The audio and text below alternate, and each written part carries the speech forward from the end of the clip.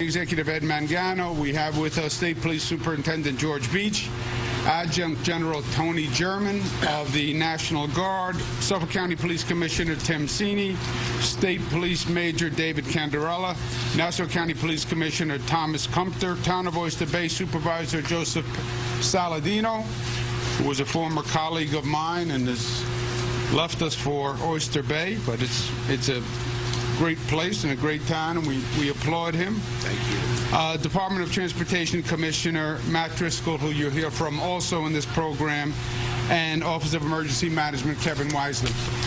Mother Nature can be an unpredictable lady, and she was once again today. The forecast for the storm were that New York City and Long Island would bear the brunt of it. That's what they had been saying for the past couple of days. We then deploy our resources depending on the forecast. So we deployed very heavily in the New York City and Long Island area. The storm actually tracked further west. So New York City and Long Island will not get as much snowfall as predicted. The snow is actually turned into more of a sleet and rain, and that is expected to continue throughout the day and into the evening. Now, that does not mean it is safe to go out. The roads are very, very nasty, and the roads are very dangerous. And we are still clearing the roads. Many of them are filled with sleet and slush, and it's very important for us to get the roads clean before the weather drops tonight and that slush freezes, because then we'd have a problem for tomorrow's commute. So there's been a very low volume on the roads now because essentially everything is closed. Schools are closed, businesses are closed, and that actually worked to our advantage so we can get the roads cleaned for tomorrow. And that's what we expect. The Long Island Railroad has been operating close to schedule. It will continue to operate close to schedule. The storm moved further west, so there is actually more snow in the Mid-Hudson Valley and in the western part of the state, central New York, than had been forecasted. The Metro North operation, which is the railroad that goes to the Hudson Valley, that ceases as of noon today because the snowfall is so high that it's not safe to operate that Metro North. But the Long Island Railroad will continue. The New York City subway underground will continue. New York City bus routes are continuing. We do have very high winds. As we know from experience on Long Island, high winds mean trees fall, means branches fall, means power lines come down. And that is endemic to Long Island. Until we figure out a way to bury all the power lines, this is going to be a recurring problem.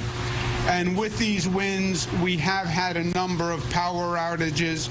We have about 5,000 in Nassau. We have about 1,300 in Suffolk. Last count. Hopefully they are not serious, and the majority of those people without power will be returned tonight. That is something that we want to keep our eye on. Obviously, the temperature is dropping, and a house without power is usually a house without heat. So we're very aware of that circumstance. We've deployed over 5,000 pieces of equipment statewide, 2,000 National Guard.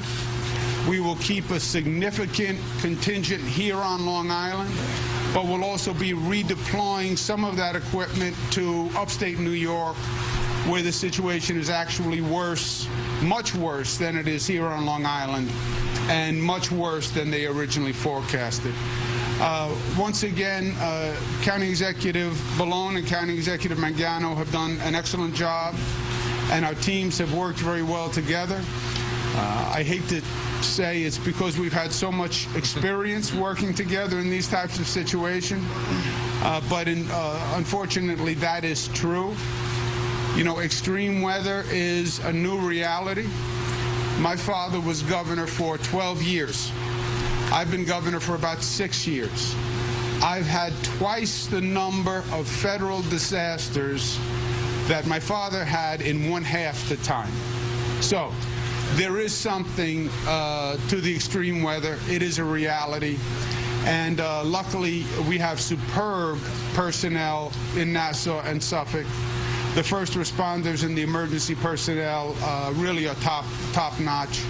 And we have a good operation working together. So kudos to all of them. We've had some minor mishaps, but nothing serious. Again, I think that was because of the preparation, and I think because the county personnel did their job and people heeded the warnings.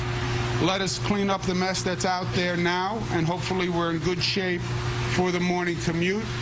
But again, don't misunderstand what I'm saying. Just because we didn't have as much snow doesn't mean it's not treacherous on the roads, because it is treacherous on the roads.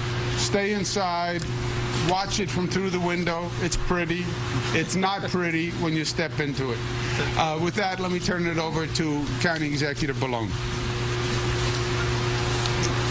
Thank you very much, Governor, and I want to thank Governor Cuomo and his team not only for their efforts on this storm event, but throughout this season. The coordination has been tremendous, and the additional assets that the governor has brought to bear down here have been substantial and much appreciated and very helpful in the operations that we've seen. We've been through a number of storms, as the governor said, here together, and in many of those cases, the storms have come in worse than predicted. I, for one, am very happy when we have the occasional storm that comes in a little bit less than predicted, and that's what we've had here. We talked all day yesterday about the fact that we were on the edge of the storm here, predictions up to 18, even 2 feet in some areas, but this is what happens with the weather. It can shift, and we saw that happen here, and the accumulations are less than had been predicted just yesterday.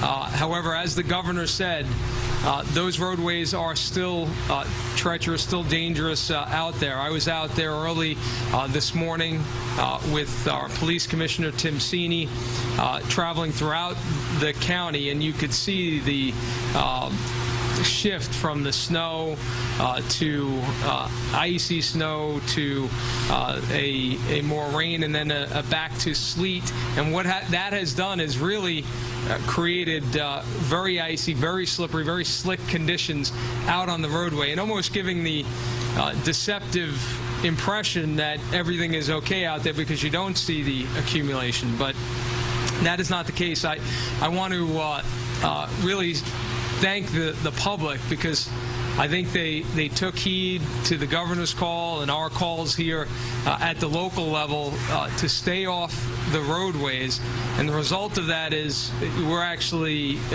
seeing less accidents than we normally would because those roadways have been cleared.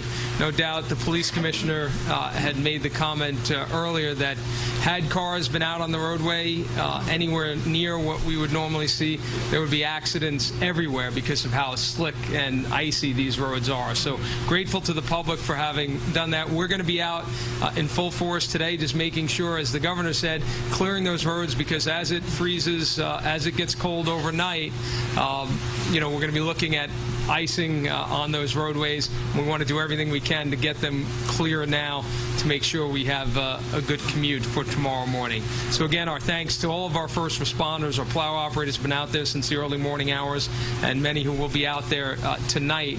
And thank you to all of our first responders, and again to the governor for the assets, the support, and the coordination. Thank you very much, Governor. Thank you very much. County Executive Ed Mangano, who's done a great job as usual during this storm. Ed? Thank you, Governor. First, I want to thank the Governor and obviously his staff. Great communication, great support. We really do have a lot of experience fighting storms together and working together to keep our residents as safe as possible. Obviously, we dodged the blizzard bullet here, but that doesn't mean that conditions are safe to go out and travel. As County Executive Bellone mentioned, and the Governor mentioned, as well as Supervisor Saladino mentioned, going out on those roadways are still hazardous.